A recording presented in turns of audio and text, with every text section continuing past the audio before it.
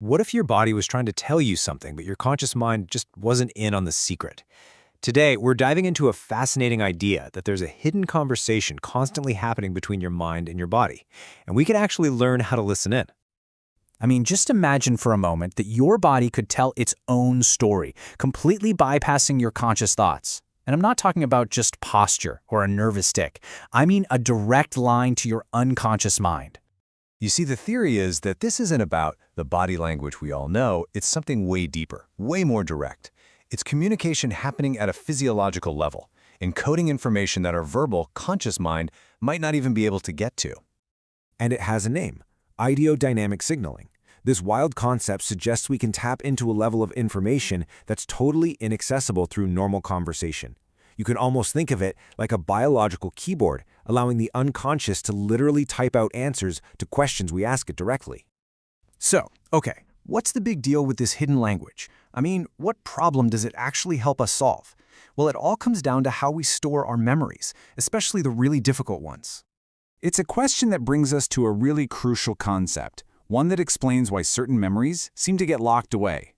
It's a phenomenon a lot of people experience after a traumatic event, a sort of protective amnesia. But the question is, where does that memory go? Well, the answer is something called state-dependent memory.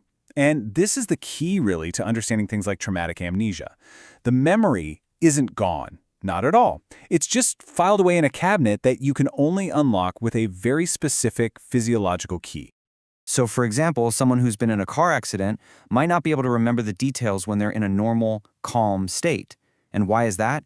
It's because the memory was encoded during a state of shock, which has its own unique chemical signature in the body. So here's the crucial point.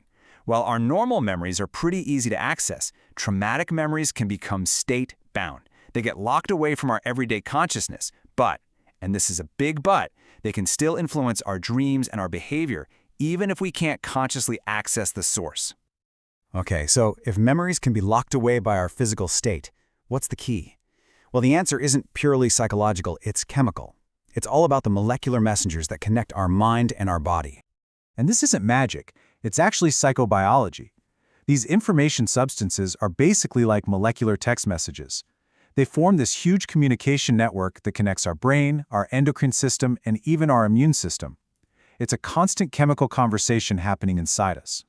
And this table here really shows the shift in thinking. The classic view of our nervous system was like a hardwired telephone system, super fast, point to point. But the newer view sees it more like a fluid network, where chemical messengers just kind of diffuse through our body to gently influence cells over time. It's a much just juicier, more flexible system. And this network is made up of all sorts of things: neuropeptides from our neurons, hormones from our glands, and even immunotransmitters from our immune system.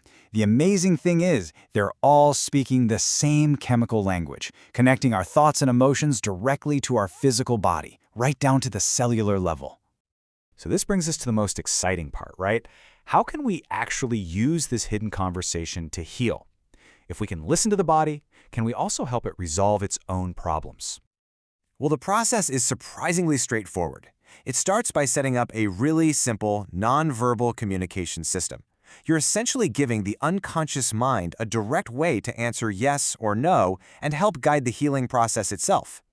It really follows 3 core steps. First, the therapist uses a simple finger signal to access the memory, letting the unconscious mind take the lead. Next up is therapeutic reframing, where the memory is brought to the conscious level so it can be understood in a new, safe context. And finally, the therapist helps ratify the gains, basically asking the unconscious to confirm that with this new understanding, the problem can finally be resolved. And the real-world impact of this can be absolutely stunning. Take this case. A patient reported feeling her hemorrhage stopped the very moment her unconscious mind signaled that it could. That just shows a profound level of direct physiological control. It's amazing. Or consider another patient. She had this life-threatening infection, a spreading peritonitis, and it just wasn't responding to any of the conventional treatments. She was losing hope, and her condition was just getting worse. So what happened? Look at this. In just 3 days, hypnosis helped her control the pain and relax, which improved blood circulation to the infected area. 3 days, and she was well enough to go home. It was like her renewed hope mobilized her body's own defense mechanisms to finally win the fight. And these aren't just isolated cases. This mind-body approach has documented applications all across medicine, from controlling pain during surgery and reducing complications, to uncovering hidden fears in obstetrics and resolving really complex psychosomatic and even sleep issues. So, what all this reveals is a profound communication channel, a bridge between our psychological world and our cellular biology. We are just scratching the surface of understanding this deep connection between mind and matter, where our thoughts can directly influence our physical health. Which leaves us with a final, pretty provocative thought about our own inner world. This research suggests that there's a deep wisdom living inside our own physiology, just waiting for us to learn its language. The only question is, are you ready to listen?